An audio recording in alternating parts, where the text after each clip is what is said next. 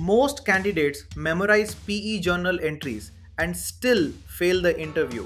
Why? Because the interviewer is not testing debit and credit only, they are testing cash, NAV, investor capital, and LP reporting. Take one private equity fund case. Commitment $100 million. Capital called 20 million. Investment made 15 million.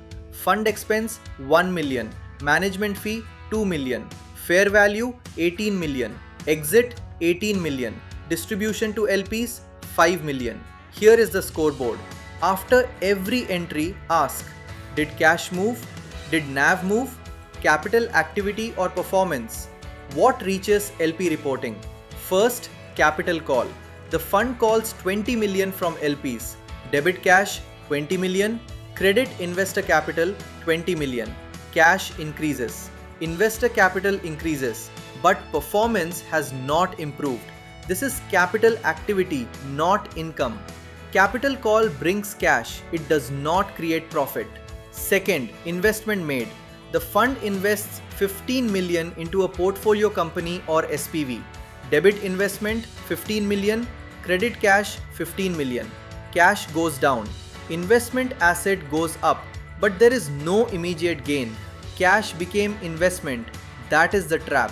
Investment made is not an expense and it does not automatically increase NAV. Third, fund expense. Assume 1 million of audit, legal or admin expense. Debit fund expense 1 million, credit expense payable or cash 1 million. This hits P&L, so NAV reduces. LP reporting shows fund level expense impact. The trap. Fund expense is not capital activity. It reduces NAV because it hits P&L. Fourth, management fee. This entry may look similar to fund expense, but the business meaning is different. Assume 2 million management fee is accrued. Debit management fee expense 2 million. Credit management fee payable 2 million. At accrual, NAV reduces. If paid later, debit management fee payable, credit cash. Payment settles the liability. It does not create the expense again. Senior line. Accrual moves NAV. Payment settles cash. Fund expense is usually paid to a vendor. Management fee is paid to the GP or investment manager. Same looking entry, different PE economics. Fifth, fair value gain. This is a major PE fund accounting trap. Cost was 15 million. Fair value is 18 million. Unrealized gain is 3 million. Debit investment 3 million. Credit unrealized gain 3 million. Cash does not move, but NAV increases because fair value moved. LP reporting shows unrealized appreciation. The trap. NAV can increase without cash coming in. This is paper gain until exit. Sixth, exit or realization. The fund exits at 18 million. Debit cash 18 million. Credit investment 18 million. Cash comes in. Investment is removed. But if you stop here, your answer is incomplete.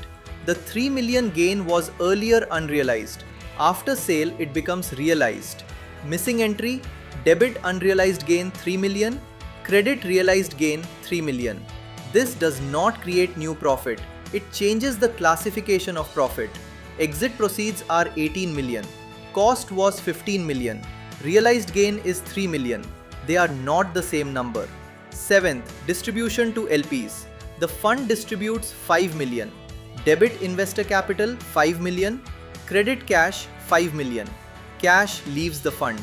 Investor capital reduces. But distribution does not automatically mean profit. It may be return of capital, realized gain, income, recallable distribution, or a mix. That affects DPI, LP statements, capital accounts, and callable capital.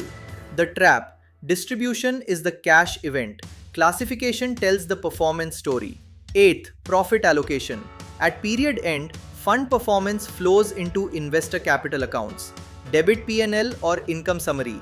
Credit investor capital. This updates the capital account and the capital account becomes the investor level story. A fund accountant does not stop at P&L. They explain how performance reaches each LP. Now the strategy layer. Different PE strategies add different support schedules. LBO may add SPV books, debt and interest. Fund of funds may add underlying fund investments. Private credit may add interest, PIK, non-accrual or impairment. Real estate may add rent and valuation marks. Distressed may add write-downs. But the core logic stays the same. Cash, asset, P&L, NAV, capital account, LP reporting. Before answering any PE journal entry question, ask, did cash move? Did NAV move? Did P&L move? Capital activity or performance? Realized or unrealized? Accrual or payment? What changed investor capital? What reaches LP reporting? A weak candidate memorizes journal entries. A strong candidate explains the story behind the entries. In private equity fund accounting, the journal entry is not the final answer. The NAV impact, capital account impact, and LP reporting impact are the real answer. Follow the fund desk for more PE fund accounting interview guides.